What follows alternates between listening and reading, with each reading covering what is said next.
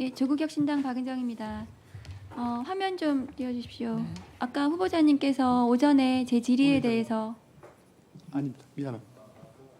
오전에 제 질의에 대해서 현대자동차 울산 공장 사건에 대해서 지금 잠깐 언급은 하셨는데요. 판결문 읽어보셨습니까?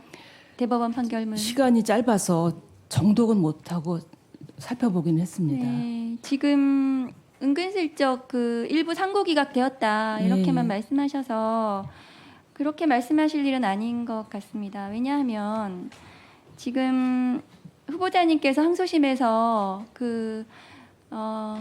8명만 승소 근로자 지위를 인정을 하셨거든요. 네, 1심에서 있는 32명이 모두 승소를 했던 사건입니다. 그런데 후보자님께서 8명만 인정을 하셨고요. 근데 지금 오늘 대법원에서 그 32명 중에서 27명에 대한 근로자 지위를 인정을 했습니다. 그런데 또 3명은 후보자님께서 항소심 재판하시는 동안 대법원까지 가는 동안에 정년이 도래해서 이 3명은 근로자 지위 확인을 구할 이익이 없다고 판단을 못 받았습니다. 그러니까 후보자님의 항소심 판결로 인해서 지금 보면은 많은 근로자들이 근로자 지위를 인정 못 받은 사건입니다. 이 사건으로 이 원고들 가족의 생계가 걸려 있는 사건이었을 거거든요. 그런데 이 부분에 대해서 그냥 일부 상고기각 되었다 이렇게만 말씀하실 거는 아닌 것 같습니다. 그래서 실제로 32명 중에서 30명이 근로자 지위가 인정이 되었을 것으로, 그러니까 3명은 이제 정년으로 판단은 못 받았지만 그랬던 사건이거든요. 중요한 사건이고 많은 부분을 간과하셨던 사건 같습니다.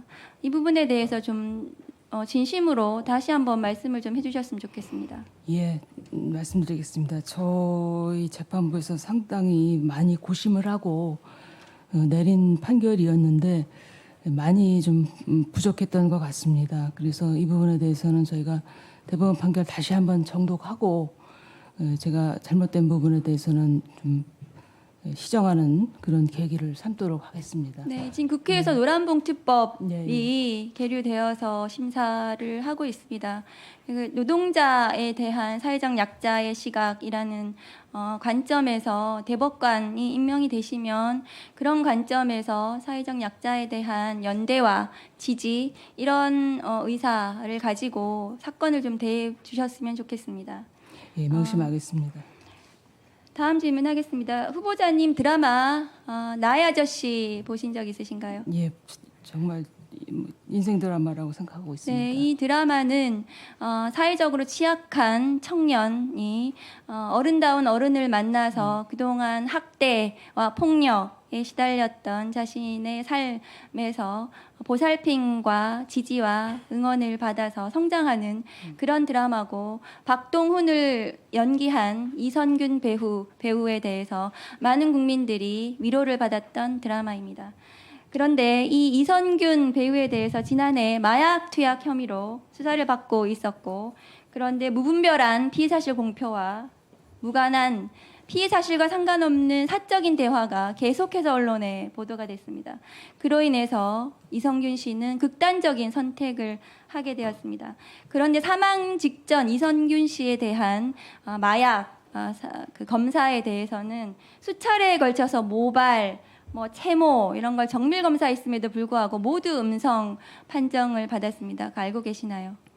예, 언론에서 들어서 봐서 알고 있습니다. 네, 이성균 씨 변호인은 한 달 넘게 3차 소환 조사일 날짜가 잡히니까 언론에 노출하지 말고 1차와 2차는 모두 공개 소환이 됐습니다. 그런데도 3차만은 비공개를 해달라고 요청을 했는데도 불구하고 그것이 관계자가 받아들여지지 않아서 3차 공개 소환이 됐습니다. 당시 한동훈 전 법무부 장관이 마약과의 전쟁을 선포하면서 마약 수사는 과하다 싶을 정도로 해야 된다, 이런 발언이 영향을 미친 것이 아닌가, 그로 인한 희생양이 되었던 것이 아닌가 하는 의심이 듭니다. 어떻게 생각하십니까? 예, 저도 이 배우의 죽음에 대해서 굉장히 안타깝게 생각하고요. 제가 포토라인 판결에서 밝힌 것처럼 저는 공개 소환 제도는 폐지돼야 한다고 생각합니다. 그리고 피의 사실 공표도 굉장히 저희가 엄격하게 다뤄야 된다고 생각을 하고요. 이 국민의 알 권리를 말씀하시는 부분들이 있습니다. 그런데 그 알 권리는 정말 공인이라면 공인이 어떤 것으로 수사를 받는지 대략적인 내용만 나오면 될 것이고 공개 소환 장소에서 어떤 태도를 보이는가까지 알 권리가 보장된다고 보기는 어려울 것 같습니다. 그래서 공개 소환 제도는 폐지돼야 된다는 것이 저의 소신입니다. 네, 후보자님께서 작성한 서면 답변서에도 그렇게 밝히셨고요.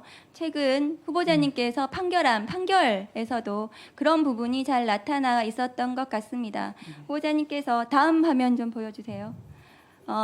그 기억하시는지 모르겠는데 구속 사건에서 구속된 피의자에 대한 인권 침해적 그 취재에 대해서 이런 판결을 내리셨습니다. 다음 화면 보여주세요.